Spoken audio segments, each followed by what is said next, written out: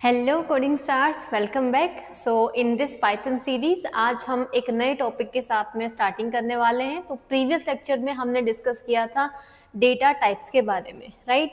So in this lecture we are going to discuss about some operators जो कि हमने already पहले भी कहीं ना कहीं हमने यूज़ किए ही होंगे।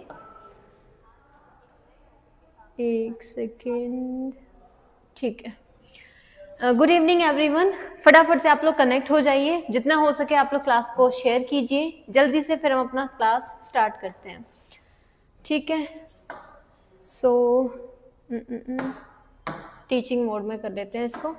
चलो, तो अब हम बात करने वाले हैं कुछ ऑपरेटर्स के बारे में। अब ऑपरेटर्स होते क्या हैं?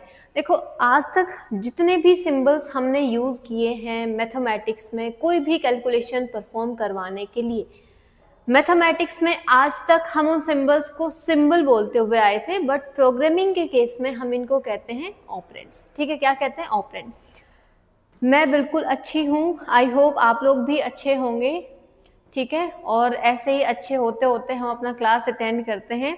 तो ऑपरेटर एक ऐसा सिंबल होता है जो कि कोई ना कोई मैथमेटिकल कैलकुलेशन परफॉर्म करवाता है। जैसे कि फॉर एग्जांपल ये प्लस हो गया, तो इन्हीं चीज़ों को हमने प्रोग्रामिंग में क्या नाम दिया है? ऑपरेटर, ठीक है। तो ये क्या है? हमारे पास में एक ऑपरेटर है। ध्यान से एक एक स्टेप हम कवर करते हुए चलेंगे, ठीक है। हमें किसी चीज़ की जल्दी नहीं है। तो दूसरा चीज़ ये है कि जो वैल्यू हम इन ऑपरेटर्स के साथ में यूज़ करते हैं, जैसे कि फॉर एग्जांपल मैंने लिखा 15 + 5, ये तो क्या हो गया हमारे पास? ये हो गया ऑपरेटर। जो वैल्यूज़ हम इनके साथ यूज़ कर रहे हैं, ये वैल्यूज़ क्या कहलाती हैं प्रोग्रामिंग लैंग्वेज में? ऑपरेंड्स। क्या कहलाती हैं? ऑपरेंड्स, ठीक है। ये भी क्या है? ये भी एक ऑपरेंड है। अब जो राइट साइड में है वो हमारे पास हो गया राइट ऑपरेंड, जो लेफ्ट साइड में है वो हो गया हमारे पास लेफ्ट ऑपरेंड, ठीक है। तो सारी चीज़ें हमने देख ली कि ऑपरेटर्स होते हैं, जो वैल्यूज़ हम इनके साथ यूज़ कर रहे होते हैं वो हमारे पास ऑपरेंड्स होते हैं, ठीक है। अब कितने ऑपरेटर्स हैं, कौन कौन से ऑपरेटर्स हैं, किस तरीके से काम करते हैं, किस तरीके से हम किसी भी एक्सप्रेशन को सॉल्व करते हैं, वो सारी बातें कर लेते हैं। तो सबसे पहले एक बार रीड कर लेते हैं। Operators are some special symbols that perform operations on operands. तो ऑपरेटर ऐसे सिंबल्स होते हैं जो कि ऑपरेंड्स पे कोई ना कोई ऑपरेशन परफॉर्म कर रहे होते हैं, राइट। चलो आगे चलते हैं। तो हमारे पास में इससे पहले हम एक चीज़ डिस्कस करते हैं कि जब भी प्रोग्रामिंग लैंग्वेज में हम किसी भी एक्सप्रेशन को सॉल्व करते हैं, अब एक्सप्रेशन क्या है सबसे पहले हमें ये पता होना चाहिए। मैंने कोई भी स्टेटमेंट लिखा, उसमें मेरे पास मल्टीपल ऑपरेटर्स हैं, वो अलग अलग ऑपरेटर्स हो सकता है। जैसे मैंने लिखा 5 + 2 ÷ 3 > 4 + 5, तो मतलब मैंने एक स्टेटमेंट बनाया, उसमें मेरे पास काफ़ी सारे ऑपरेंड वैल्यूज़ हैं और काफ़ी सारे ऑपरेटर्स हैं। तो ये स्टेटमेंट मेरे पास क्या कहलाता है? एक एक्सप्रेशन। ये मेरे पास क्या है? एक एक्सप्रेशन है। इसको प्रोग्रामिंग लैंग्वेज में हम क्या कहते हैं? प्रोग्रामिंग के केस में हम क्या कहते हैं? इसको एक एक्सप्रेशन कहते हैं। अब जब भी हम पाइथन लैंग्वेज में किसी भी एक्सप्रेशन को सॉल्व करेंगे तो किस रूल को हमें अपने माइंड में रखना है? जैसे कि फॉर एग्जांपल जब भी हम मैथमेटिक्स में ऐसे किसी भी एक्सप्रेशन को सॉल्व करते हैं तो उस टाइम पे हमारे माइंड में चल रहा होता है एक बोर्डमास रूल, जो कि हमने मैथमेटिक्स में पढ़ा हुआ है। कौन सा रूल? बोर्डमास रूल, जो कि ये कहता है कि किसी भी एक्सप्रेशन में से आपको सबसे पहले ब्रैकेट सॉल्व करने हैं, then division, then multiplication, then addition and then subtraction, right. But programming languages में, चाहे आप सी की बात करो, C++ लैंग्वेज की बात करो, जावा लैंग्वेज की बात करो, पाइथन की लैंग्वेज की बात करो, हर एक प्रोग्रामिंग लैंग्वेज में हम बोर्डमास रूल को यूज़ नहीं करते हैं। यहाँ हमारे पास दो रूल होते हैं। सबसे पहला रूल आ जाता है प्रेसिडेंस रूल, और सेकेंड रूल आ जाता है एसोसिएटिविटी रूल। इन दोनों रूल्स को हमें हमेशा ध्यान रखना है जब भी हम किसी भी एक्सप्रेशन को सॉल्व करेंगे। अब ये दोनों है क्या एक्चुअल में? आपके पास ये कोई भी एक्सप्रेशन है, अब इस एक्सप्रेशन में से सबसे पहले क्या सॉल्व होगा? मतलब सबसे पहले मैं ये एडिशन कर दूं या ये डिवीजन करूं या इन दोनों को कंपेयर करूं, स्मॉलर है कि नहीं है, या फिर यहाँ पे ये एडिशन करूं। तो ये कंप्लीटली डिपेंड करेगा फर्स्ट रूल पे, प्रेसिडेंस रूल पे। मतलब हमारे पास एक प्रेसिडेंस टेबल है, उस प्रेसिडेंस टेबल के अकॉर्डिंग जो ऑपरेटर सबसे हायर प्रेसिडेंस का है उसको आप सबसे पहले सॉल्व करेंगे। देख लेते हैं प्रेसिडेंस टेबल, ये रहा हमारे पास प्रेसिडेंस टेबल। तो इस प्रेसिडेंस टेबल में जो ऑपरेटर हायर प्रेसिडेंस पे है, जो हाईएस्ट नंबर पे है, वो पहले सॉल्व होगा, जो बाद में है वो बाद में सॉल्व होगा। तो देखो सबसे हाईएस्ट कौन है हमारे पास में, brackets, second, third, fourth, fifth, six, 7, 8, 9, 10, 11, 12, 13 and 14। तो इन सभी ऑपरेटर्स में से जब भी हम किसी भी एक्सप्रेशन को सॉल्व करेंगे, जो कि इन सभी ऑपरेटर से मिलकर बना हुआ हो सकता है, अकेले ऑपरेटर के साथ भी हो सकता है, तो उनमें से सबसे पहले कौन सॉल्व होगा। तो जैसे यहाँ पे हम बात करें कौन कौन से ऑपरेटर्स हैं, प्लस ऑपरेटर है, डिवीजन है, और ये स्मॉलर देन ऑपरेटर है, और प्लस ऑपरेटर है। ठीक है, तो टोटल हमारे पास में 4 ऑपरेटर हैं, 2 प्लस हैं, एक डिवीजन वाला है, एक स्मॉलर वाला है। अब देख लेते हैं सबसे हाईयर प्रेसिडेंस वाला कौन है। ये रहा हमारे पास प्लस ऑपरेटर, ठीक है, डिवीजन ऑपरेटर, ये रहा हमारे पास डिवीजन, और स्मॉलर, ये रहा हमारे पास स्मॉलर देन ऑपरेटर। अब देख लो हाईएस्ट प्रेसिडेंस किसका है, 4th नंबर पे आ रहा है हमारे पास डिवीजन, ये आ रहा है 5th नंबर पे, और ये आ रहा है हमारे पास 10th नंबर पे प्रेसिडेंस टेबल के अंदर में। तो मतलब जो हायर प्रेसिडेंस का ऑपरेटर है वो सबसे पहले सॉल्व होगा। तो यहाँ पे सबसे पहले कौन सॉल्व होने वाला है, ये डिवीजन, तो ये सबसे फर्स्ट नंबर पे सॉल्व होगा। ठीक है, आगे देखते हैं। आगे हमारे पास 2 प्लस बचे हैं, एक स्मॉलर देन ऑपरेटर बचा हुआ है। ठीक है, अब हमारे पास बचा प्लस, तो ये सेकंड नंबर पे सॉल्व होगा और ये थर्ड नंबर पे। बट प्लस जो है वो हमारे पास 2 बार है, एक बार प्लस यहाँ आ रहा है, एक बार प्लस यहाँ आ रहा है। तो पहले किसको सॉल्व करूं, पहले वाले को या बाद वाले को। अब यहाँ पे ऐसे केसेस में अप्लाई होता है एसोसिएटिविटी रूल। मतलब ये आपको ये बताएगा कि जब आपके पास सेम प्रेसिडेंस के मल्टीपल ऑपरेटर्स आ जाते हैं तो आप किसको पहले सॉल्व करोगे। मतलब अगर मेरे पास जैसे ये प्लस नहीं होता तो हम सीधा सीधा कह देते पहले डिवीजन सॉल्व हो जाएगा, फिर प्लस सॉल्व हो जाएगा, फिर स्मॉलर देन सॉल्व हो जाएगा। बट प्लस हमारे पास 2 बार आ गया, या सपोज करो कि एक बार और आ जाता, तो आप पहले किसको सॉल्व करोगे, मैं पहले 5 + 2 करूं या 4 + 5 करूं। तो यहाँ पे अप्लाई होगा कौन सा rule, associativity rule. Associativity rule ये बताता है कि अगर आप लेफ्ट टू राइट जा रहे हो, ये हमारा लेफ्ट साइड है, ये राइट साइड है, राइट। तो ये जो ऑपरेटर्स हैं हमारे पास में प्लस ऑपरेटर, अगर हम इसके एसोसिएटिविटी रूल को देखें, ये रहा प्लस ऑपरेटर, और इसका जो एसोसिएटिविटी रूल होता है यानी लिखा हुआ है वो होता है हमारे पास लेफ्ट टू राइट। ठीक है, अरे चलो, तो मतलब ये है कि जो आपके पास लेफ्ट साइड में पहले आ रहा है, मतलब आप लेफ्ट टू राइट जाना स्टार्ट करो, जो पहले आ रहा है उसको पहले सॉल्व कर दो। तो पहले कौन आ रहा है, ये वाला, तो इसको सेकंड नंबर पे सॉल्व कर दो और इसको थर्ड नंबर पे। बचा कौन हमारे पास में, स्मॉलर देन ऑपरेटर, तो ये 4th नंबर पे सॉल्व हो जाएगा। बस, तो कोई भी एक्सप्रेशन जब भी हम सॉल्व करेंगे, ये प्रेसिडेंस टेबल हमारे माइंड में होना चाहिए, precedence rule and associativity rules ये हमारे माइंड में होने चाहिए। अब कौन कौन से ऑपरेटर्स हैं, कितने टाइप्स के हैं, किस तरीके से काम करते हैं, वो सब अब हम आगे बात करने वाले हैं। तो ये 2 रूल आपको हमेशा ध्यान रखने हैं। तो प्रोग्रामिंग के अंदर में कोई बोर्ड मास रूल हमारे पास नहीं होता है, ठीक है। यहाँ पे जब भी कोई एक्सप्रेशन सॉल्व होगा तो वो किसके अकॉर्डिंग सॉल्व होगा, प्रेसिडेंस रूल के अकॉर्डिंग एंड एसोसिएटिविटी रूल के अकॉर्डिंग, ठीक है।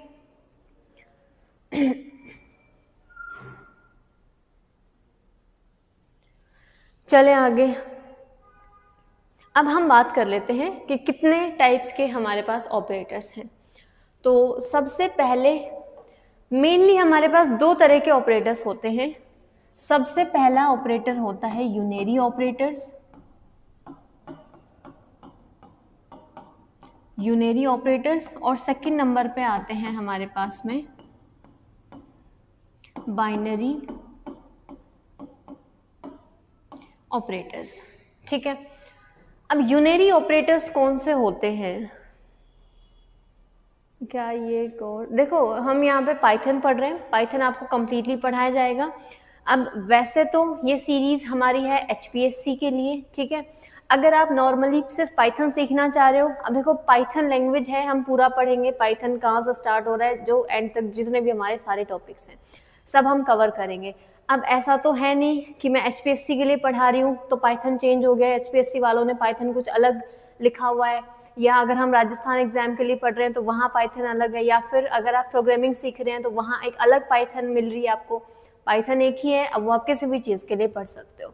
तो इन लेक्चर्स में हम पाइथन कवर कर रहे हैं, पाइथन आपको पूरा पढ़ाया जाएगा, ठीक है। अब ये हो सकता है कुछ टॉपिक्स कम ज़्यादा हो सकते हैं, जैसे HPSC में जितने टॉपिक्स हैं वो सब हम कवर करेंगे। हो सकता है राजस्थान एग्जाम में एक टॉपिक ज़्यादा एक्स्ट्रा आ जाए, एंड मोस्टली सारे टॉपिक्स हम कवर करने वाले हैं, ठीक है। तो ऐसा नहीं है एग्जाम के अकॉर्डिंग आपका पाइथन चेंज हो रहा है, पाइथन वही है, ठीक है। चाहे आप किसी भी एग्जाम के लिए पढ़ रहे हो, यूनिवर्सिटी एग्जाम्स के लिए पढ़ रहे हो, और क्योंकि अभी के लिए ये यूट्यूब पे चल रहा है, वैसे ये कंप्लीट सीरीज हमारा HPSC के लिए है। कुछ दिनों तक आपके लाइव सेशंस रहेंगे यूट्यूब पे डेमो पर्पज से, फिर ये कम्प्लीटली आपको ये जो पूरा कोर्स है HPSC वाला, ये सिर्फ आपको एप्लीकेशन पे अवेलेबल होगा, जो कि आपको परचेज करना पड़ेगा, ठीक है। साथ में हम बुक्स भी प्रोवाइड करेंगे, तो बुक्स पे भी काम चल रहा है, जल्द ही आपके सामने बुक्स भी आ जाएंगी HPSC एग्जाम के लिए, ठीक है।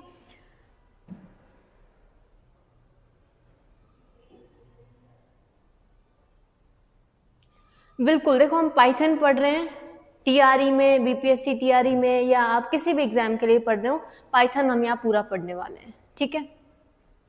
बस डिफरेंस इतना सा है, अगर आप कोडिंग सीखने के पर्पज से पढ़ रहे हो तो, क्योंकि हम गवर्नमेंट एग्जाम्स के लिए पढ़ रहे हैं, तो मैं यहाँ रन करके एग्जीक्यूट करके आप लोगों को नहीं दिखाऊंगी, प्रोग्राम्स बना के आप लोगों को नहीं दिखाऊंगी, है ना, सब इतना सा डिफरेंस है। बाकी आप पढ़ सकते हो, कोई इशू नहीं है। चलें आगे। तो यहाँ हम बात कर रहे थे कि मेनली हमारे पास दो तरह के ऑपरेटर्स होते हैं, यूनेरी ऑपरेटर और बाइनरी ऑपरेटर। तो यूनेरी का मतलब है जब आपके पास सिंगल ऑपरेंड हो, मतलब कोई ऑपरेटर हो जो कि सिर्फ सिंगल ऑपरेंड के साथ में काम करेगा, सिंगल ऑपरेंड के साथ काम करेगा। जैसे कि फॉर एग्जांपल मैंने लिखा +5, मैंने लिखा -5, तो ये दोनों ऑपरेटर्स कैसे हैं, यूनेरी ऑपरेटर्स हैं। जैसे ही आप लिखोगे +5 तो ये प्लस ऑपरेटर हो गया, और यहाँ पे सिर्फ एक सिंगल ऑपरेंड वैल्यू है, राइट। तो जैसे ही आप ये स्टेटमेंट लिखोगे तो पाइथन यहाँ पे समझ जाएगा कि ये एक ऑपरेटर है जो कि यूनेरी ऑपरेटर है, जो कि यहाँ ये बता रहा है कि ये 5 कैसा वैल्यू है, एक पॉजिटिव वैल्यू है। यहाँ बता रहा है कि ये 5 कैसा वैल्यू है, एक नेगेटिव वैल्यू है।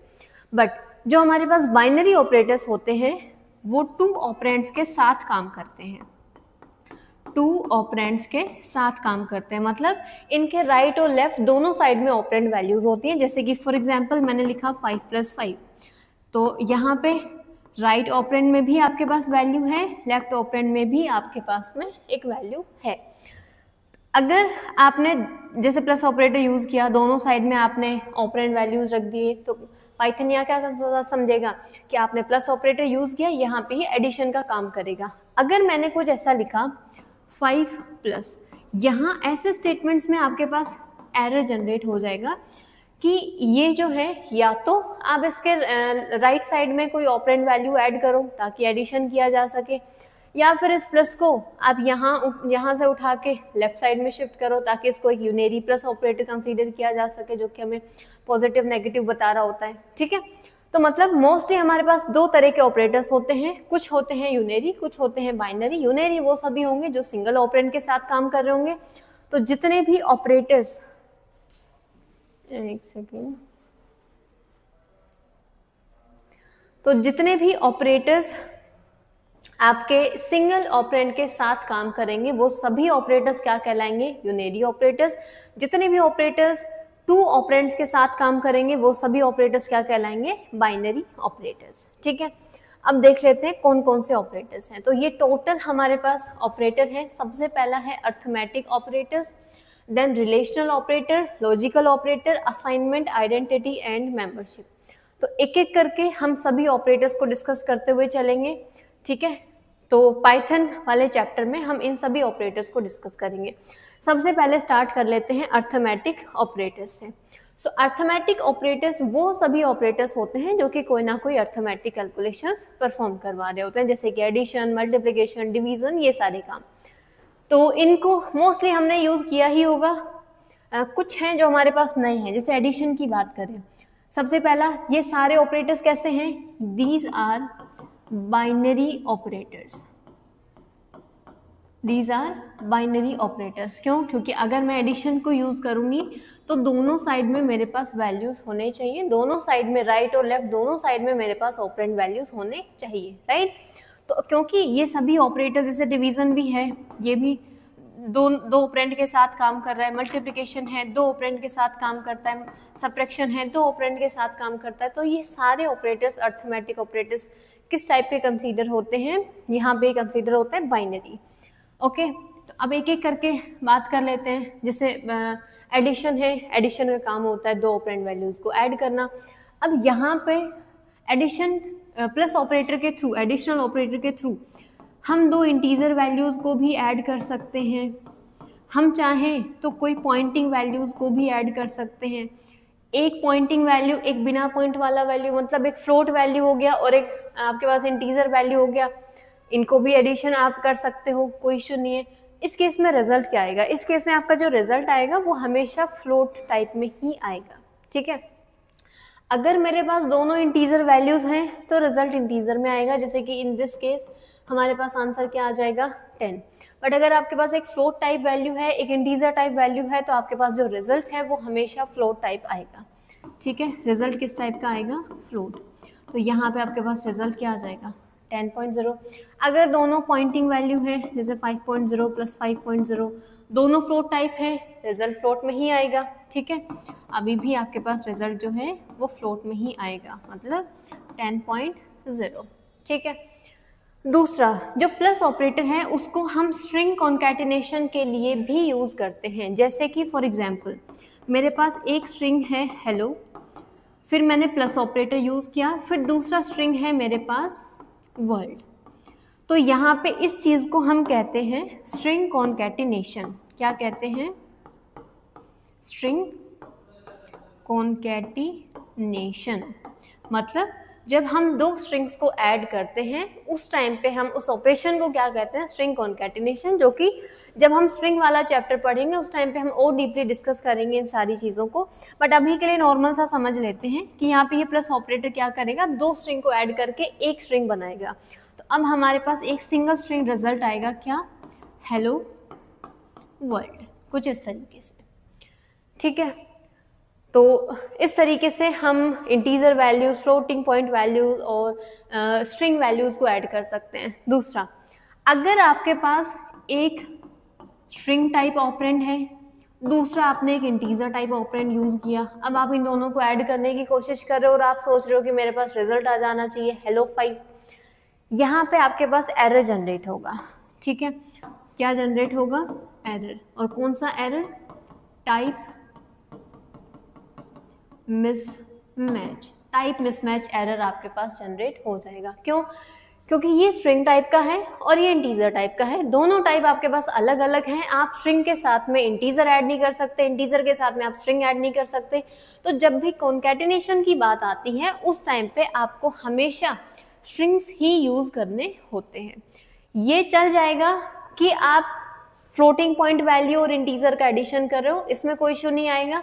जो भी लार्जर डेटा टाइप होता है उसके अकॉर्डिंग आपका फाइनल रिजल्ट आता है। तो लार्जर हम फ्लोट को कंसीडर करते हैं तो आपके पास फ्लोट के अकॉर्डिंग रिजल्ट आ जाएगा, ठीक है। पॉइंटिंग वैल्यू में ही आपके पास रिजल्ट आएगा। बट आप एक स्ट्रिंग और एक इंटीजर वैल्यू को कभी भी ऐड नहीं कर सकते हो, ओके।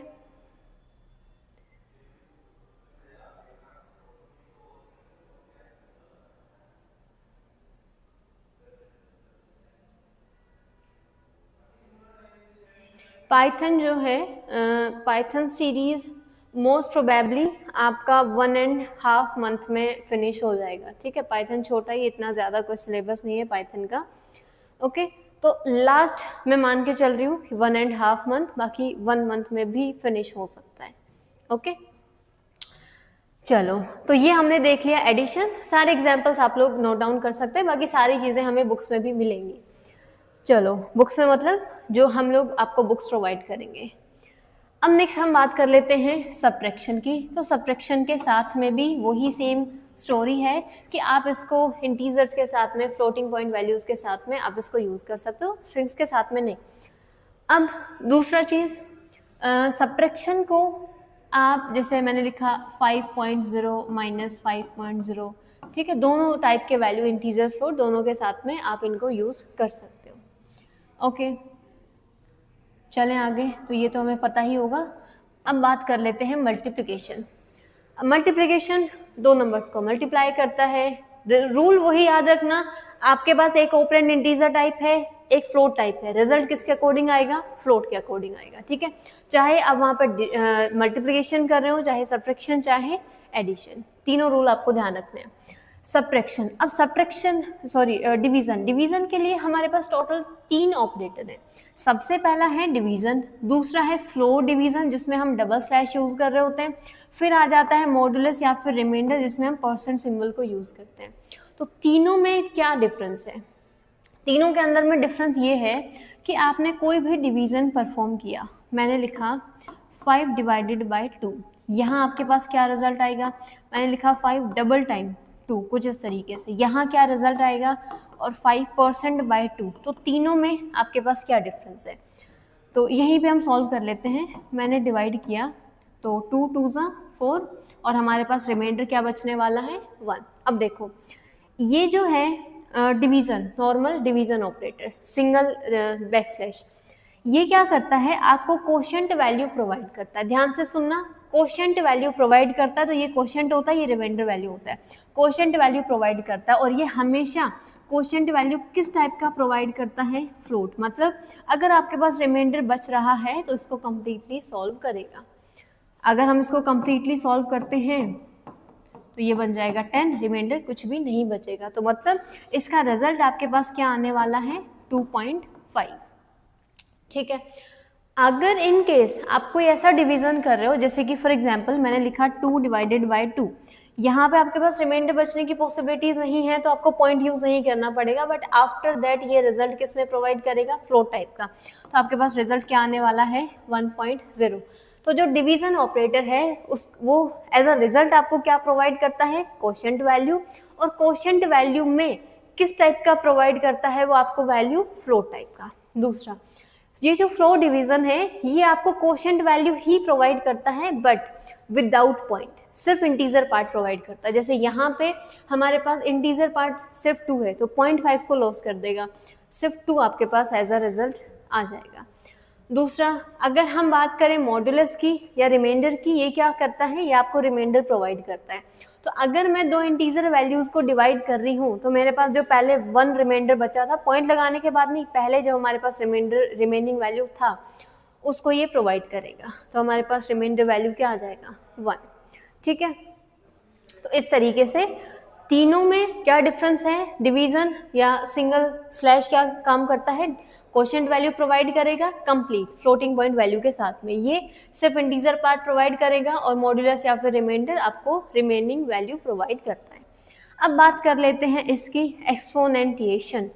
ये पावर का काम करता है, जैसे कि फॉर एग्जाम्पल कहाँ लिखे? यहाँ लिख देते हैं। मैंने लिखा 5 पावर 3, तो यही सेम चीज़ हम किस तरीके से लिख सकते हैं? 5 इंटू 3। ठीक है, तो क्योंकि ये हम अपने नॉर्मल कॉपी पेन पे लिख सकते हैं, बट जब हम कोडिंग कर रहे हैं उस टाइम पे ये चीज़ लिखना थोड़ा पॉसिबल नहीं है, तो हमने इसको 2 asterisk symbol, single asterisk multiplication के लिए काम में आता है और डबल एस्ट्रिस्क पावर के लिए काम में आता है। ठीक है, जिसका मतलब है 5 इंटू 5।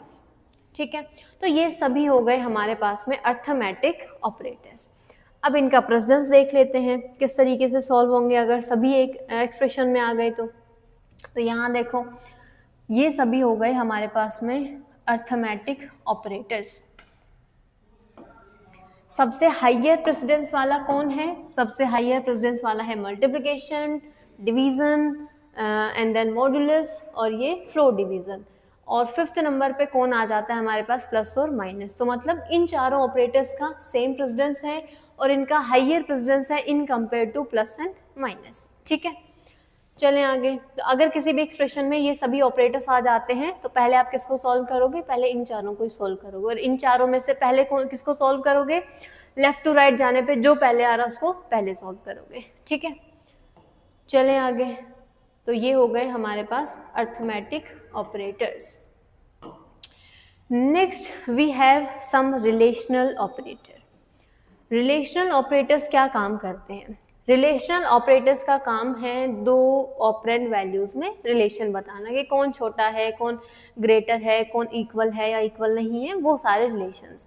अच्छा अब देखो, मैंने लिखा, हमने कभी ना कभी रिलेशनल ऑपरेटर्स यूज किए ही होंगे, हम छोटी क्लासेस से पढ़ते हुए आ रहे हैं। मैंने लिखा 5 ग्रेटर देन 2, रिजल्ट क्या है? जैसे नॉर्मली मैंने लिखा 5 + 1, हम कह रहे हैं कि एडिशन करेगा, रिजल्ट आ जाएगा 6। इनके रिजल्ट्स क्या आते हैं? या तो हमारे पास में रिजल्ट आता है, या तो हम कहेंगे कि हाँ ये ट्रू है, या हम कहेंगे कि हाँ ये फॉल्स है, राइट? या फिर हमें कुछ ऐसे चेक बॉक्सेस बना के दिए जाते थे कि ट्रू है तो टिक करो, नहीं है तो फॉल्स क्रॉस कर दो, राइट? इसी तरीके से हमने सॉल्व किया है। तो वैसे ही सेम जब भी आप किसी भी रिलेशनल ऑपरेटर को सॉल्व करेंगे, एग्जीक्यूट करेंगे, उनका जो रिजल्ट है हमेशा वो क्या आएगा? या तो ट्रू आएगा या फिर फॉल्स आएगा। तो इनके जो रिजल्ट्स हैं वो क्या आते हैं? या तो ट्रू या फिर फॉल्स। अच्छा, ये दोनों तो कौन से डेटा टाइप से बिलोंग करते हैं? बूलियन डेटा टाइप से। याद आया होगा आपको, कल हमने पढ़ा था कौन से डेटा टाइप से बिलोंग करते हैं? बूलियन डेटा टाइप से। इसको एक्चुअल में हमारे पास वो बूल होता है, बोलने में बूलियन कहते हैं उसको। जहाँ पे ट्रू का मतलब होता है, ट्रू को हम इंडिकेट करते हैं 1 से और फॉल्स को इंडिकेट करते हैं 0 से, राइट? अब देख लेते हैं आगे। तो जब भी किसी भी एक्सप्रेशन में आपके पास कोई भी रिलेशनल ऑपरेटर आएगा तो आपका फाइनल रिजल्ट हमेशा किसके अकॉर्डिंग आएगा? रिलेशनल ऑपरेटर्स के थ्रू, मतलब या तो ट्रू या फॉल्स, या 0 या फिर 1। किस तरीके से सॉल्व होंगे वो भी हम अभी आगे बात करेंगे।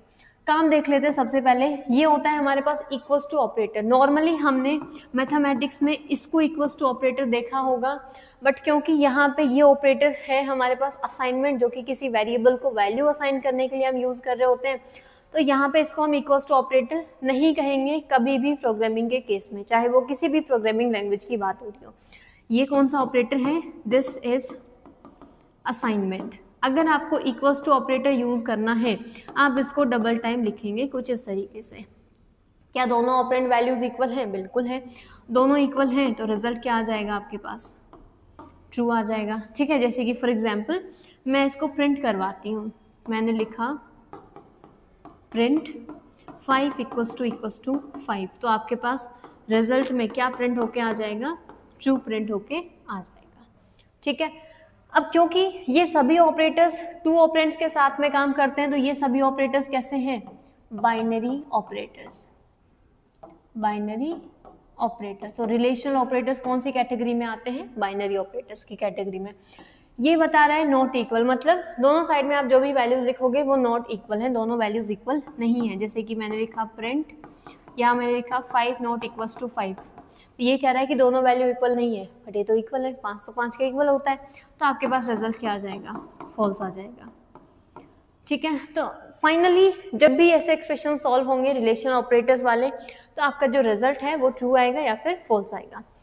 ये काम करता है, ये ग्रेटर देन बता रहा होता है, ये स्मॉलर देन बता रहा होता है, ये दोनों चीज़ें कंपेयर करता है कि ग्रेटर है या इक्वल है, ये कहता है कि स्मॉलर है या इक्वल है। जैसे कि फॉर एग्जांपल मैंने लिखा 5 > 2, क्या 5 2 से ग्रेटर है? बिल्कुल है, तो रिजल्ट क्या आ जाएगा? ट्रू आ जाएगा। मैंने लिखा 5 smaller than 2, क्या 5 2 से स्मॉलर है? नहीं है, तो आपके पास रिजल्ट क्या आ जाएगा? फॉल्स आ जाएगा।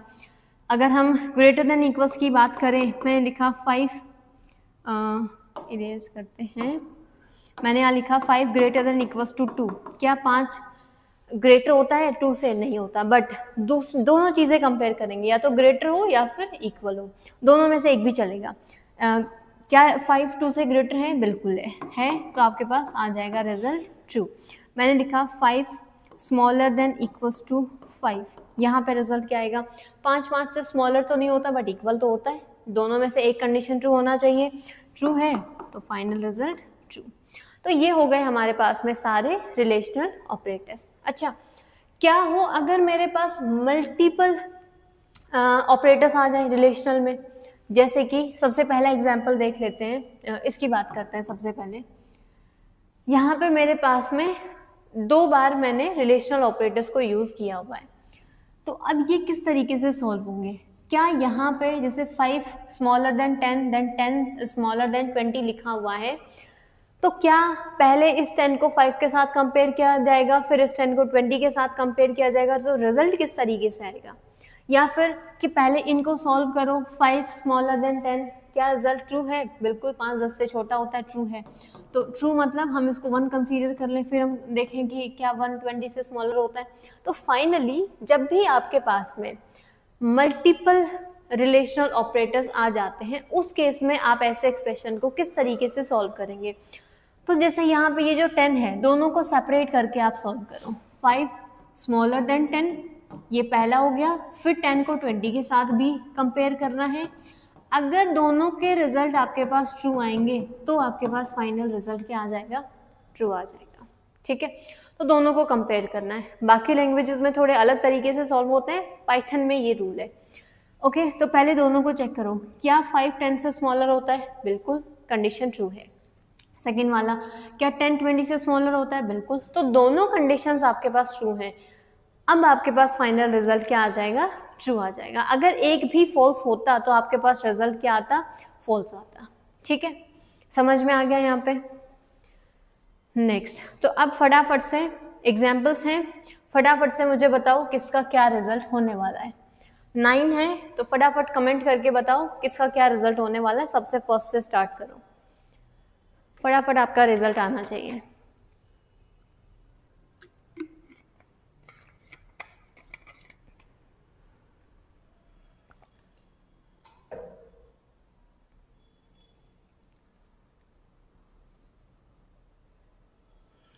जल्दी से कमेंट करके बताओ।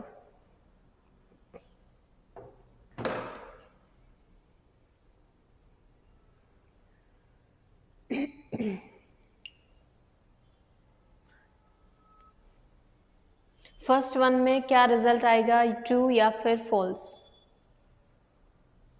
फटाफट रिजल्ट आने चाहिए आपके। सबसे पहले लिखा हुआ है कि क्या 10 इक्वल होता है 10.0 के, तो बताओ यहाँ पे आपके पास रिजल्ट ट्रू आएगा या फिर फॉल्स आएगा? अगर हम यहाँ बात करें, इक्वल्स टू ऑपरेटर है, इसको टाइप से कोई मतलब नहीं। जैसे अगर हम यहाँ टाइप देखें, पहले वाला है इंटीजर टाइप, दूसरे वाला है फ्लोट टाइप, बट हमें टाइप से कोई मतलब नहीं है, मतलब इक्वल्स टू ऑपरेटर को टाइप से कोई मतलब नहीं है। ये क्या करेगा, यहाँ पे सिर्फ वैल्यूज को कंपेयर करेगा। तो 10 10.0 के इक्वल ही होता है, इक्वल है तो आपके पास फाइनली रिजल्ट क्या आ जाएगा? ट्रू आ जाएगा। ठीक है, सेकेंड वन की तो हमने बात कर ही ली थी, रिजल्ट ट्रू है। अब थर्ड वन पे आ जाते हैं। यहाँ पे भी एक ऑपरेटर हो गया और ये दूसरा रिलेशनल ऑपरेटर हो गया। अगर हम इनके प्रेसिडेंस रूल को देखें तो चलते हैं अपने प्रेसिडेंस टेबल पे। तो यहाँ पे जितने भी हमारे पास रिलेशनल ऑपरेटर्स हैं उन सबका सेम प्रेसिडेंस है।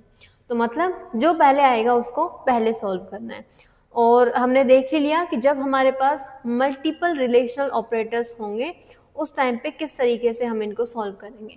तो पहले 5 को 10 के साथ कंपेयर करो। ये कह रहा है कि 10 इज नॉट इक्वल्स टू 5, बिल्कुल कंडीशन ट्रू है। अब पहले कंडीशन ट्रू है तो अब दूसरी कंडीशन देखो, क्या 5 20 से स्मॉलर होता है? बिल्कुल, दोनों कंडीशन ट्रू हैं, दोनों ट्रू हैं, तो फाइनल रिजल्ट हमारे पास क्या आ जाएगा? ट्रू आ जाएगा। नेक्स्ट, इनको कंपेयर कर रहे हैं हम, किसको कंपेयर कर रहे हैं यहाँ पे? दो स्ट्रिंग्स को। अब स्ट्रिंग्स के केस में क्या होता है, ये एक एक कैरेक्टर को चेक करता हुआ चलता है। सबसे पहला हम कह रहे हैं कि इक्वल होना चाहिए। यहाँ पे स्मॉल h है, ये कैपिटल H है। क्या ये दोनों इक्वल होते हैं? क्योंकि पाइथन एक केस सेंसिटिव लैंग्वेज है तो हमारे लिए तो दोनों चीज़ें सेम है, बट अगर पाइथन के पॉइंट ऑफ व्यू से बात करें सो बोथ आर डिफरेंट। क्यों? हमने आस्काई टेबल पढ़ा था, हमने पढ़ा था कि जितने भी स्मॉल लेटर्स हैं उनके क्या वैल्यूज, उनका क्या डेसिमल वैल्यू होता है, जितने कैपिटल लेटर्स हैं उनके क्या वैल्यूज होते हैं। तो हमने देखा था कैपिटल ए का डेसिमल वैल्यू होता है 65 और स्मॉल ए का डेसिमल वैल्यू होता है 97। अगर हम इन दोनों को कंपेयर करें, वैसे तो ये अपर केस है, ये लोअर केस है, but behind the scene larger कौन है? स्मॉल वाला। तो यहाँ पे आपके पास लार्जर कौन है? ये वाला, और ये स्मॉल है। तो क्या दोनों इक्वल है? बिल्कुल भी नहीं। दोनों के डेसिमल वैल्यूज को कंपेयर किया जाएगा, क्या डेसिमल वैल्यूज इक्वल है? नहीं है। ओके, तो यहाँ पे आपके पास जो रिजल्ट है वो क्या आ जाएगा? फॉल्स आ जाएगा। नेक्स्ट देख लेते हैं, ट्रू इक्वल्स टू 1। बिल्कुल, ट्रू का वैल्यू तो 1 ही होता है, राइट। तो यहाँ पे आपके पास रिजल्ट क्या आ जाएगा? ट्रू आ जाएगा। फॉल्स क्या इक्वल होता है 0 के, बिल्कुल दोनों चीज़ें इक्वल ही हैं, तो आपके पास रिजल्ट क्या आ जाएगा, ट्रू आ जाएगा। इसको हटा देते हैं। नेक्स्ट, यहाँ पे दो ऑपरेटर हैं, दोनों को कंपेयर किया जाएगा। क्या 5 स्मॉलर होता है 10 से, बिल्कुल, पहला कंडीशन ट्रू है। अब दूसरा चेक करो, क्या 10 ग्रेटर होता है 2 से, बिल्कुल, दोनों कंडीशन ट्रू हैं, तो फाइनल रिजल्ट आपके पास ट्रू आ जाएगा। यहाँ पे 10 स्मॉलर देन 5, क्या 10 5 से स्मॉलर होता है, बिल्कुल नहीं होता, पहला ही कंडीशन हमारे पास फॉल्स हो गया, ठीक है। तो यहाँ पे अगर हम दोनों को चेक करें तो पहले वाला ही हमारे पास फॉल्स हो गया, और फॉल्स हो गया तो फाइनल रिजल्ट हमारे पास क्या आ जाएगा, फॉल्स आ जाएगा, ठीक है। यहाँ पे ये हमारे पास एक इंटीजर टाइप है, ये हमारे पास एक स्ट्रिंग टाइप है, तो आपने तो टाइप ही मिसमैच कर दिया, तो हमारे पास एरर आ जाएगा यहाँ पे। और कौन सा एरर आएगा, type mismatch, type mismatch error, ठीक है। तो ये हो गया रिलेशनल ऑपरेटर्स। इस तरीके से हम रिलेशनल ऑपरेटर को सॉल्व करते हैं। बस आपको ये वाला चीज़ ध्यान रखना है, इसको दोनों के साथ में कंपेयर किया जा रहा होता है, ठीक है, कि जब आपके पास मल्टीपल रिलेशनल ऑपरेटर्स हो तो उनको हम कैसे सॉल्व करेंगे।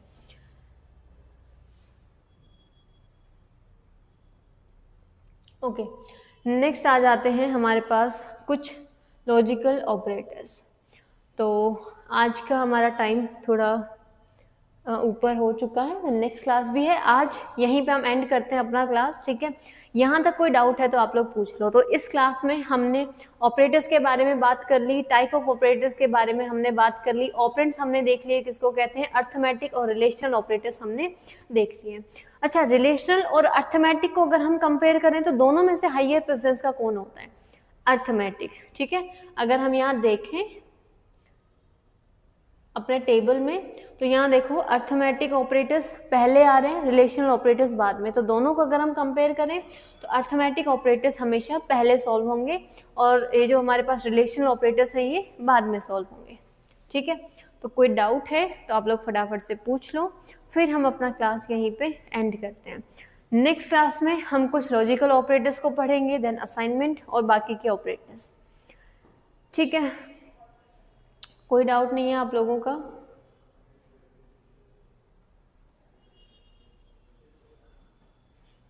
ओके, जितना जल्दी हो सके आप हैप्पी कोडिंग ऐप पे जाके कंप्लीट कोर्स अगर आप चाहते हैं तो आप वहाँ से एक्सेस कर सकते हैं।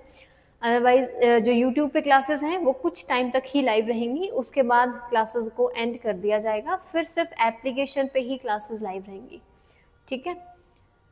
तो जितना जल्दी हो सके आप लोग एक्सेस कर लीजिए कंप्लीट कोर्स को, साथ ही जल्द ही बुक्स भी हम प्रोवाइड करने वाले हैं आप लोगों को, ठीक है। तो आपको अलग से अपने नोट्स बनाने की ज़रूरत नहीं पड़ेगी, आप बुक से डायरेक्टली जो है रीड कर पाएंगे। चलो फिर अभी हम अपना सेशन यहीं पे एंड करते हैं। So bye bye everyone, take care, मिलते हैं अपने नेक्स्ट क्लास में।